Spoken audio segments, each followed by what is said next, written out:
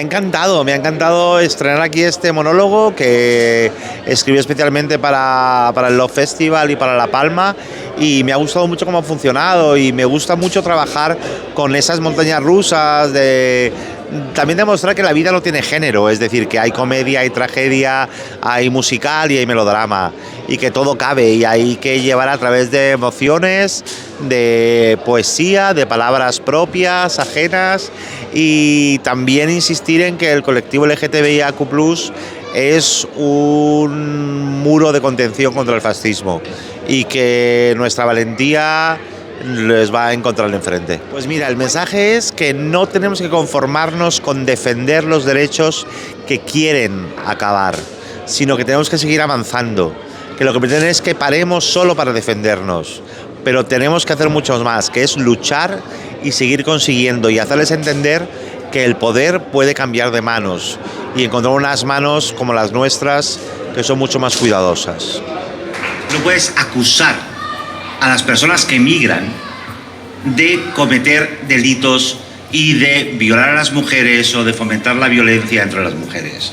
Es absolutamente desgarrador y terrible, porque estás deshumanizando a un grupo humano.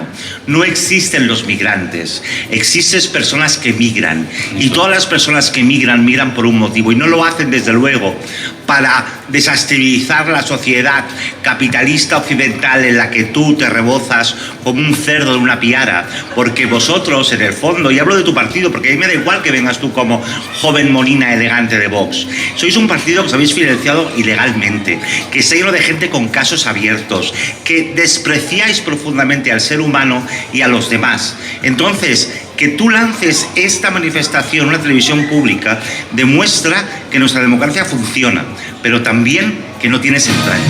Que yo no quería hablar con esa señora, pero esa señora acababa de soltar una serie de barbaridades ante las que yo no me podía mantener callado. La cosa es que se hizo súper viral, yo me convertí en roja superstar, pa'lante amigas, fascistas go home, fascista bueno, fascista muerto, todo esto. Pero ¿qué pasa después? Después pasa que llegan ellos, que llegan las redes de la ultraderecha, que llega Vox, y llega Vox a enmierdar, y con una maquinaria muchísimo más potente de la que podamos tener la gente progresista en redes sociales. Y de repente Vox busca en los archivos. Yo llevo haciendo muchos años televisión, con lo cual he dicho muchas cosas y seguramente muchísimas tonterías, pero Vox busca en los archivos un extracto del programa Ilustres Ignorantes. Contaba en este programa de discotecas que hubo un momento en mi vida, yo cuando empecé a salir tenía 20 años, y entonces yo era un muchacho gordito, con gafas, lleno de pelo, y en esa época todavía no había llegado la moda de los osos, con lo cual yo llegaba a un bar gay que estaba lleno de maricas musculocas estiradas que me miraban y decían, ¿pero tú qué haces aquí? Y yo pensaba que yo iba a llegar a un bar gay de mi pueblo y me iba a recibir una banda papayera con banderas, bienvenida amiga al mundo gay, y en realidad me escupían por el colmillo y me despreciaban por gordo y peludo.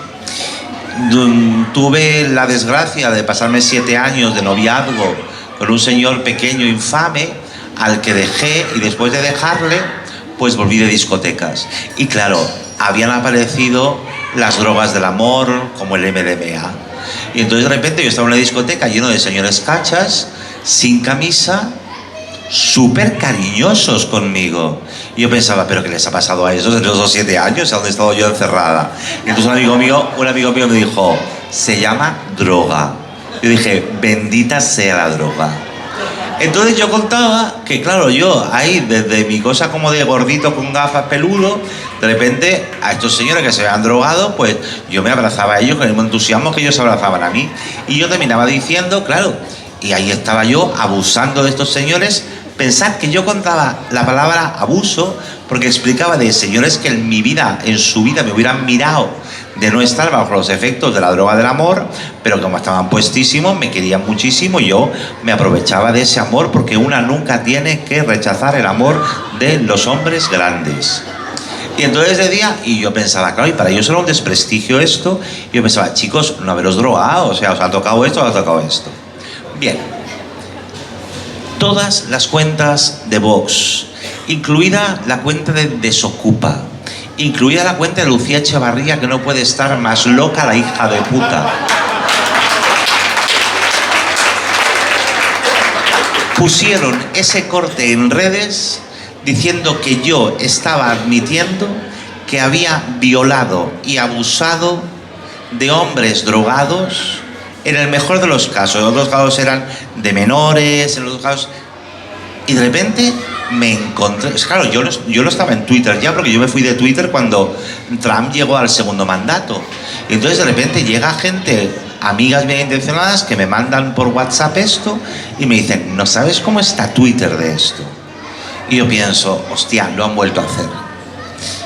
¿Qué han vuelto a hacer? Lo mismo, es decir, cuando de repente yo voy a un programa de televisión y alzo la voz contra el discurso inhumano de Vox, ellos piensan, hay que hacer algo para desacreditar a este tipo. Y buscan donde sea. Y me convierten en la figura de un abusador, incluso abusador de menores. No solo eso, llaman a los teatros donde yo he programado mi obra de teatro para exigir que yo no actúe allí porque soy un abusador confeso, porque he abusado de menores. Escriben a la cadena SER donde trabajo para exigir que me despidan. Escriben a Radio Televisión Española para exigir que no vuelva a aparecer allí. Yo, cuando pienso esto, cuando veo esto, que además yo no había visto esta escena del programa desde que lo hice, pienso, hostia, claro que hoy no haría esa broma. Y a la vez pienso, hostia, qué buen país hemos hecho en 6 años y medio, donde la palabra abuso ha dejado de ser una broma. Qué guay hemos hecho que de repente nos preocupan las palabras. Y abusador es algo tan grave. Pero claro, nadie en Vox, os lo prometo, le importaba una mierda el abuso. Lo que le importaba era la forma de desacreditarme como portador de un discurso antifascista. Yo estaba haciendo un chiste, una situación que yo imaginaba que podía ser verdad, pero desde mi timidez y desde el mal concepto que he tenido siempre de mi cuerpo frente a los cuerpos ajenos, nunca me hubiera acercado a uno de esos hombres. Pero yo estaba haciendo un chiste en un programa de humor y ellos lo estaban convirtiendo en una confesión de un delito, por el que además pretendían borrarme de la faz de la tierra y que la gente más o menos bien intencionada o perdida, que le llegara esto de Bob contó. Y además ellos no saben que fue hace 6 años y medio. Es como, Bob acaba de contar que viola a niños. Y este tío, ¿qué va a decir de Vox? No tiene derecho. Pero no contentos con eso, llega un momento maravilloso en el que un amigo que trabaja en política me dice, oye, que sepas que hay una pregunta parlamentaria sobre ti esta semana. Aquí vamos con la intervención del señor Mariscal Zavala de Vox, que está increpando a José Pablo López, director de Radio Televisión Española. Estas son las actas de la intervención en el Parlamento. Mire, señor López, a Silvia Inchaurrondo el Partido Socialista le ha dado un premio, entre otras cosas, por perseguir a Vox. Y a usted le ha dado la presidencia de Radio Televisión Española, entre otras cosas, para que mienta sobre Vox. Porque dice usted que invitan a Vox a Radio Televisión Española, y eso es mentira. Invitan a otros partidos políticos. A nosotros nos llevan a encerronas, como hicieron ustedes la semana pasada con nuestra portavoz de Juventud, Julia Calvet, que la invitaron a 59 segundos, no para que explicase el programa político de Vox, sino para que un personaje que se hace llamar Bob, sí soy, la insultase llamándola cerda. Un momento aquí, En ningún momento la llamé cerda.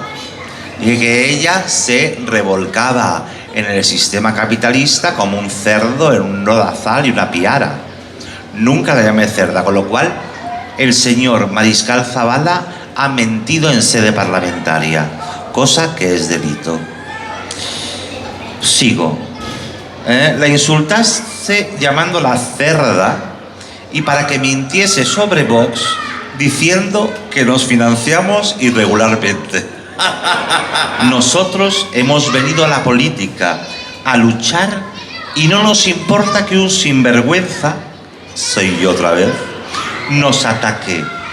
Pero a los españoles sí que les molesta que utilicen su dinero en Radio Televisión Española para desviarlo a las carteras de un sinvergüenza, que sigo siendo yo.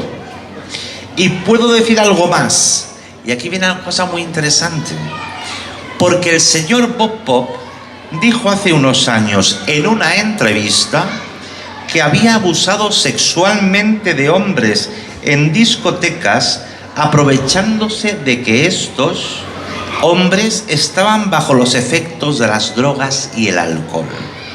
Eso lo dijo Bob Pop en una entrevista y usted le invita a Radio Televisión Española.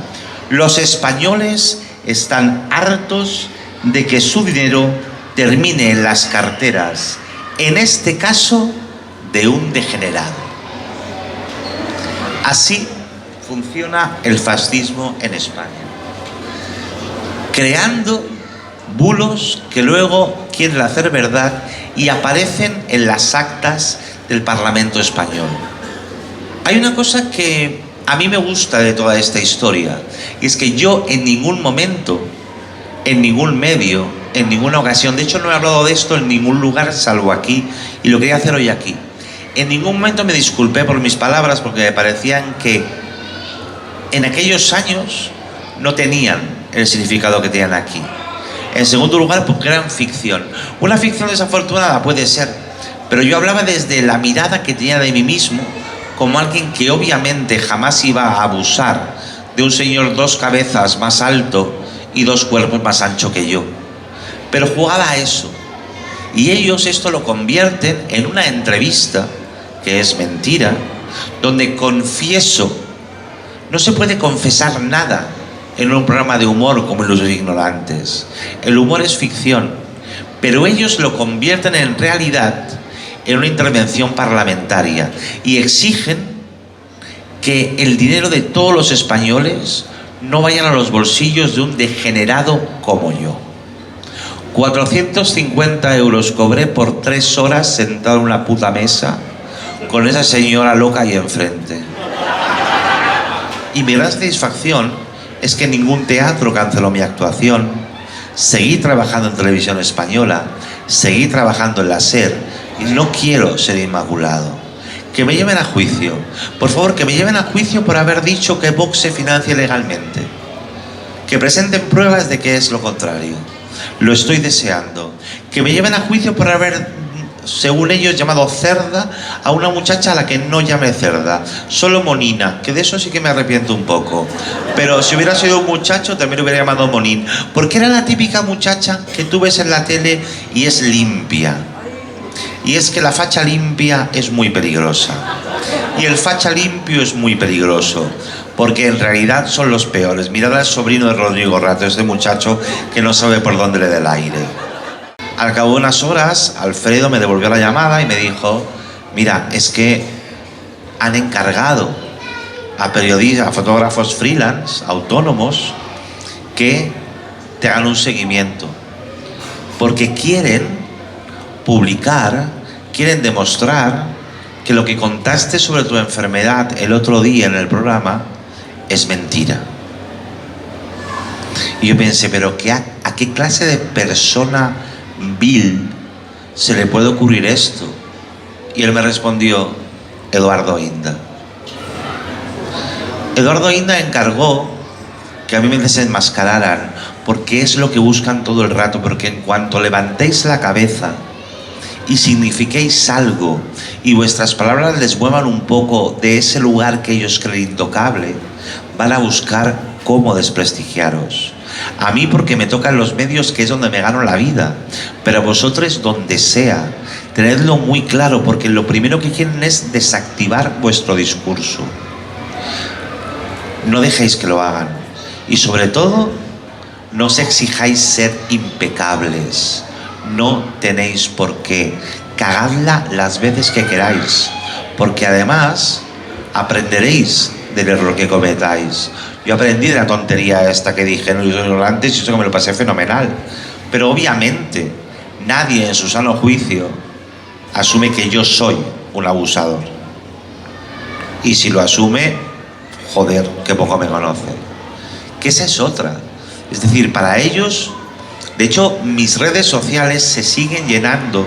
Si entráis en cualquier post mío en Instagram, siempre hay respuestas de gente que dice: este no es el que violaba menores en discotecas. Claro.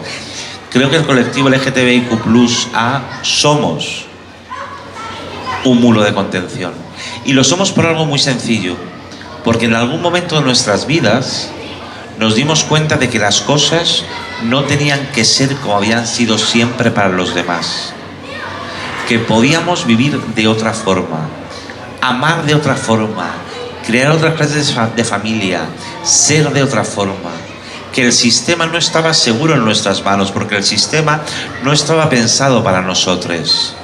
Yo estoy de acuerdo con Carla Antonelli cuando exige que no nos devuelvan a los márgenes, pero a la vez discrepo en algún sentido, porque yo sí quiero seguir en los márgenes y quiero que esos márgenes se amplíen lo máximo posible y que esos márgenes, que son un espacio mucho más amplio y mucho más verde y mucho más ventilado que esa centralidad normativa que nos quieren imponer, se llenen de personas que, como nosotros, no estamos de acuerdo con el sistema que ha decidido oprimirnos y marcarnos un modo de vida que no es el nuestro.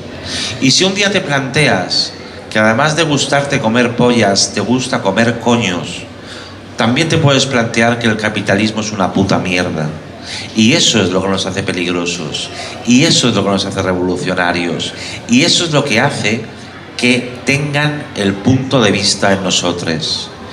Usted no sabe qué es cargar con esta lepra.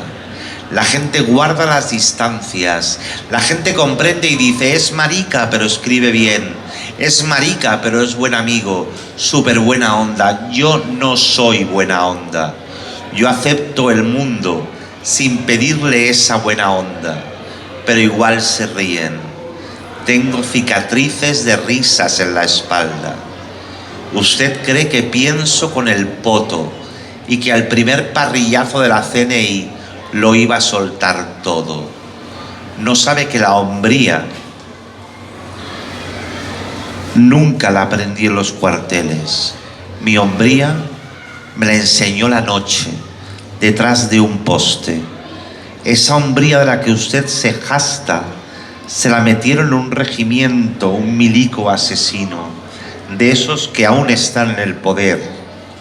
Mi hombría no la recibí del partido, porque me rechazaron con risitas muchas veces. Mi hombría la aprendí participando en la dura de esos años, y se rieron de mi voz amariconada, gritando: y va a caer, y va a caer. Y aunque usted grita como hombre, no ha conseguido que se vaya mi hombría. Fue la mordaza, no fue ir al estadio y agarrarme a combos en el Colo-Colo. El fútbol es otra homosexualidad tapada. Mi hombría fue morderme las burlas, comer rabia para no matar a todo el mundo. Mi hombría es aceptarme diferente. Ser cobarde es mucho más duro. Yo no pongo la otra mejilla, pongo el culo, compañero.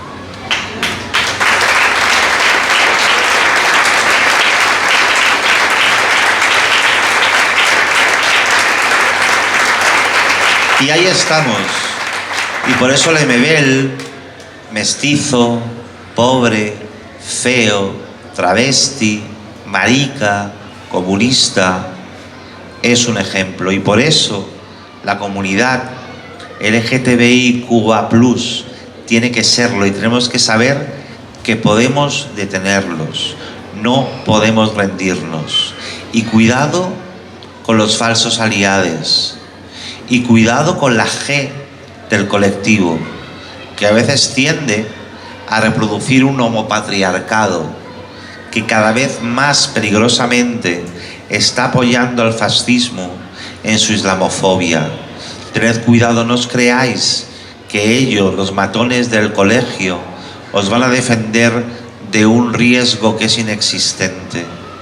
No es verdad que los migrantes amenacen nuestra libertad. Son ellos quienes la amenazan, la nuestra y la suya. Y lo más importante, y para terminar este monólogo, hay una cosa que ellos no saben.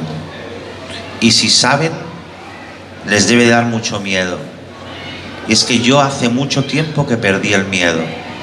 Cuando te enfrentas al dolor, a la enfermedad y a la degeneración física y tomas conciencia de tu mortalidad, nada te da miedo, y mucho menos ellos.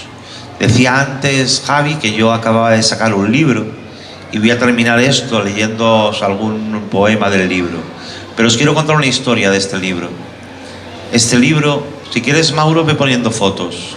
Este libro se llama De cuerpo presente y fue un libro cuya primera parte yo escribí hace 27 años cuando recibí el diagnóstico de la esclerosis múltiple. Y escribí un poemario de urgencia, un poemario donde necesitaba explicarme todo el terror que sentía, todo lo que no entendía que le estaba pasando a mi cuerpo y toda la incertidumbre que me acogía y que me hacía temblar. Y busqué unos versos muy precisos, muy tajantes, muy exactos para entenderme y aprender. 27 años después, el mismo editor con el que publiqué este primer libro me sugirió que lo reeditáramos. Y yo le dije que sí, que quería hacerlo, pero que quería hacerlo respondiendo a esos poemas 27 años después. La primera parte llevaba fotografías de mi amiga, la fotógrafa Toya Elegido, Premio Nacional de Fotografía, y la segunda parte lleva fotografías de Mauricio Rétiz, maridito, que me fue tomando en casa en momentos robados. Este libro habla de eso, del final del miedo y de algo más importante, de cómo con el miedo lo primero que sentimos es soledad y cómo al perder el miedo descubrimos lo importante que son quienes nos rodean. Os voy a leer un par de poemas para terminar, para no daros muchísimo la turra. Una de mis manos se alzaba enérgicamente para que la manga bajara hasta el codo y mi muñeca quedara desnuda. La otra mano sostenía una cuchilla de afeitar muy afilada que alguien desconocido acababa de poner a su alcance. Así imagino el momento en el que conocí el diagnóstico de la enfermedad. Fue como si mis deseos más perversos se hubieran hecho realidad. Tenía la oportunidad de abandonarme y dejarme caer, dejarme arrastrar hacia un abismo coniforme con paredes en espiral. 27 años después. Ahora mi cuerpo está más presente que entonces que nunca. Tal vez porque siento que la discapacidad, la parálisis física, ese cuerpo en degeneración y fuga, me está ayudando a entender la que vivo como una tormenta preciosa de instantes efímeros gozosos. Todo a conciencia de cada corte vertical infinito en la breve línea horizontal que recorremos. Ahora será vuestra lectura quien me haga futuro. Gracias. Muchas gracias.